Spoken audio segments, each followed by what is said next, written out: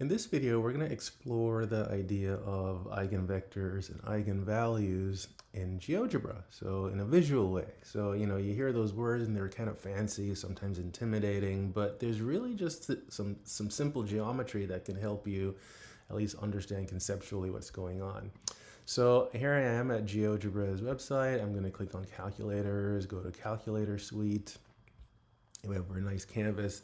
So the plan is to use three different vectors, and these are all going to be 2D, right? So I'm going to use three different vectors, and I'm going to use a single matrix to transform each of them and see what is going on. So let's actually just define all the objects that we need.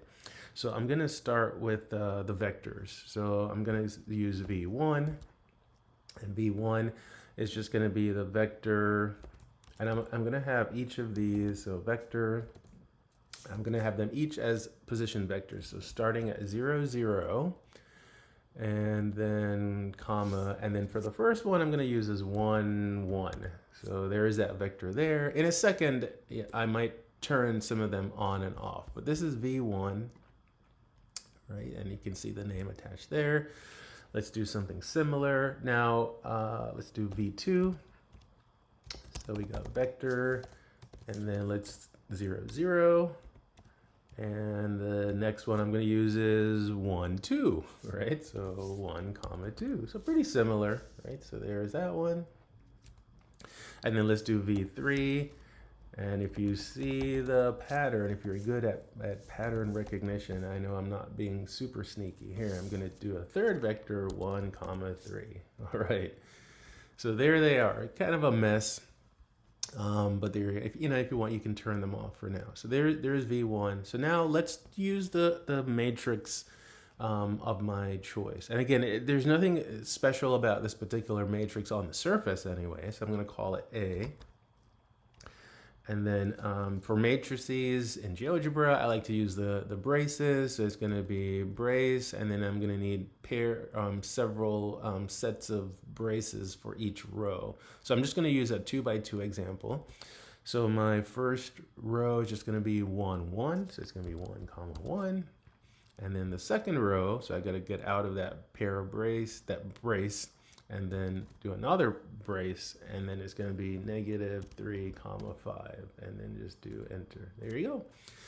So there we are. So what we're going to do now is apply, which if we were to do this by hand, we would do a matrix multiplication of A times each of these vectors, and then we would observe the result. So input, output. So the V1, V2, V3 are the inputs. My function is this seemingly, mundane matrix, and then we're going to look at the output. So the function that we can use to do all of that nicely for us is apply matrix. It's going to be A, B, B, and there it is right there. If you want to, you can click on it, and then it kind of puts the template there, and then you have to choose this one. And then notice it tells you got to put the matrix first, so it's A, and then so I'm going to put a comma, and then the object is, let's start with V1. So we got V1 there, and whoa, what just happened? Interesting. So let me hit enter there. So, and let me move, can I move this name? Yeah, let me move that one. Okay, so this is pretty, in fact, let me put it on this side. So let me turn off the image. So there is V1, and when I applied, it becomes basically 2, 2. It doubles in length. So they're actually scalar multiples of each other. Interesting. All right. So let's do the same thing for the other two. So in fact, I will, let me turn this one off, and then let's go to V2. So there's V2. Again, nothing really special about that one. So now we're going to do, again, apply matrix. If I do this and choose apply matrix and then put the function of the matrix there, and now the object is V2.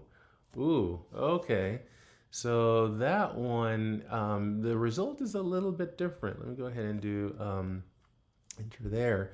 So you can see that the image is way longer than the original, but also in a slightly different direction. Right? They don't lie on top of each other like the previous pair.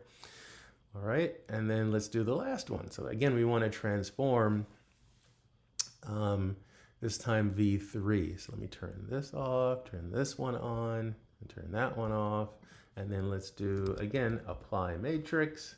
I'm gonna choose the template for us, and then A, and then comma, and then V3. And that one is like off the charts. And then, so here, I'm gonna scroll down a little bit, but you can see it's similar to what happened to 1, but this one is just way longer. This is just like way longer.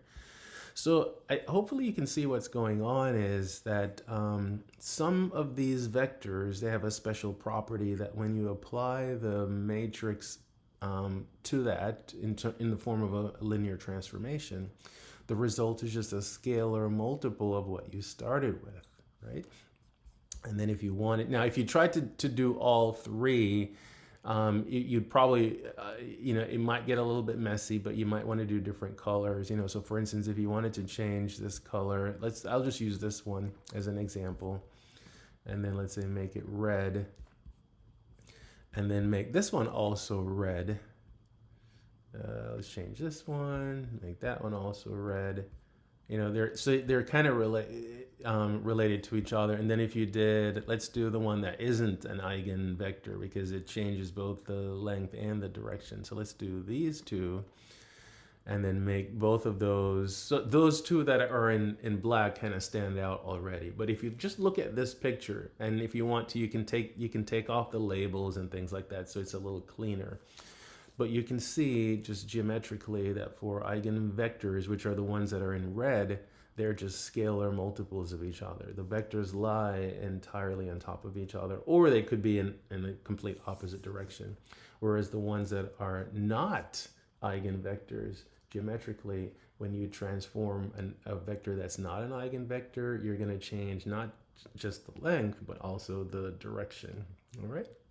So with the vector and the apply matrix command, we can see the result of what happens when we change the input while keeping the matrix the same. So go ahead and explore and have fun, at least visualizing what can be challenging concepts for some.